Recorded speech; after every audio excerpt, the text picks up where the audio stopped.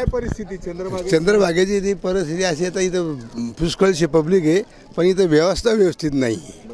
घाण आहे इथं, हे कपड्याची घाण, हे पत्रावळ्याची घाण, अन्नाची घाण, घाणच घाण आहे सगळे. पण आता पाण्या काय करणं अपेक्षित चंद्रभागा इथं चंद्रभागेची म्हणजे व्यवस्था साफसफाई करणं फार गरजेचं आहे आणि कायम राहणं गरजेचं आहे. कायम राहणं गरजेचं आहे. पाणी गंध आहे ना, गढूळ आहे हा आणि सगळं घाण आहे. बर काय साफ करायला पाहिजे. साफ करायला पाहिजे ना. बर काय आंघोळ केल्यावर काय घाण वास येतोय घाण वास येते ना पाण्याचा. हा बर कुठून आले तुम्ही. आम्ही ओढून आलो अमरावती. बर म्हणजे समाधान मिळत नाहीये. नाही बर काय काय करणं अपेक्षित आहे इथं चंद्रभागेसाठी. इथं सफाई पाहिजे ना, अजून सगळं गंदगी सफा पाहिजे, बर व्यवस्था पाहिजे. पंढरपूरमध्ये असं भगवंताच्या विठ्ठलाच्या दर्शनाला आलोय आणि नदीवर आंघोळ करायला आलो तर मी पाहतोय तर इथं खूप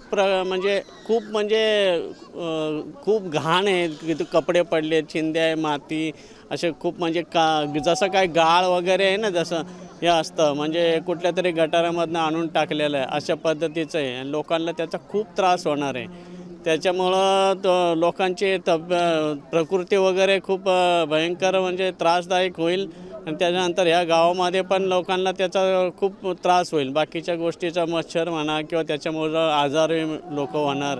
तरी मी मुख्यमंत्र्यांना असे निवेदन करतो की त्यांनी याच्याकडं थोडंसं पंढरपुरामध्ये लक्ष द्यावं, ही माझी विनंती. गुरुर् ब्रह्मा गुरुर्विष्णू गुरुर्देव महेश्वरा गुरुर साक्षात परब्रह्म तस्मै श्री गुरुवे नमः. आज या ठिकाणी पंढरपूर या क्षेत्रामध्ये मी दर्शन करता आले असता या ठिकाणी जी अस्वच्छता मला दिसते ती खूप वाईट आणि दुर्गंध या ठिकाणी पसरलेली आहे. मुख्यमंत्री सहाय्यता निधीमधून जो नमामि चंद्रभागा जो एक प्रकल्प या ठिकाणी राबवण्यात येणार होता तो या ठिकाणी काही अस्तित्वात आलेला काही दिसत नाही. त्याची अशी सगळी अस्वच्छता या ठिकाणी दिसत आहे. आणि म्हणून माझी शासनाला एक नम्रतेची आणि विनंती आहे वारकरी संप्रदायाच्या माध्यमातून की जो नमामि जो प्रकल्प आपण या ठिकाणी राबवणार होता तो प्रकल्प या ठिकाणी लवकरात लवकर त्याचं अस्तित्वात यावं, त्याची अंमलबजावणी लवकरात लवकर आपण करावं आणि वेगळ्या पद्धतीने झटपट आपण ती अंमलबजावणी करावी एवढी अपेक्षा या ठिकाणी करतो. कारण का दर्शनासाठी दर महिन्याला येत असतो आणि त्या माध्यमातून आल्याच्यानंतर मी पाहतो जी अस्वच्छता आहे, जी अस्वच्छता वेगवेगळ्या माध्यमातून जे वस्त्र वगैरे जे आहे ते घाण या ठिकाणी. चंद्रभागा ही पवित्र मानलेली जाते. चंद्रभागा एक तीर्थ मानलेलं आहे. चंद्रभागा एक तीर्थ असल्यामुळे या तीर्थामध्ये जर अस्वच्छता जर असेल तर त्याचं जे पवित्रता आहे, ज्याची जी वेगवेगळी साधना सांगितलेली ती साधना येणाऱ्या साधकाला, येणाऱ्या माणसाला, येणाऱ्या व्यक्तीला, येणाऱ्या घटकाला तिचा उपभोग, उपजीविका, तिची एक मार्मिकता, एक साधनेचा घटक आहे, ती त्याला करता येत नाही. आणि म्हणून स्नान संध्या वगैरे याच्यामध्ये सांगितलं जातं ते या ठिकाणी त्याची आनंद उपभोग घेता येत नाही. म्हणून शासनाला माझी विनंती आहे वारकरी संप्रदायाच्या माध्यमातून, अनेक संघटनेच्या माध्यमातून एक वेगवेगळी विनंती आहे की जो आपण प्रकल्प या ठिकाणी राबवणार होतात तो प्रकल्प लवकरात लवकर अस्तित्वात आणावा आणि त्याची अंमलबजावणी करावा. अवघ्या वारकरी संप्रदायाचं आराध्य असलेलं ही चंद्रभागा आहे, तिची अत्यंत दुरावस्था झालेली आहे.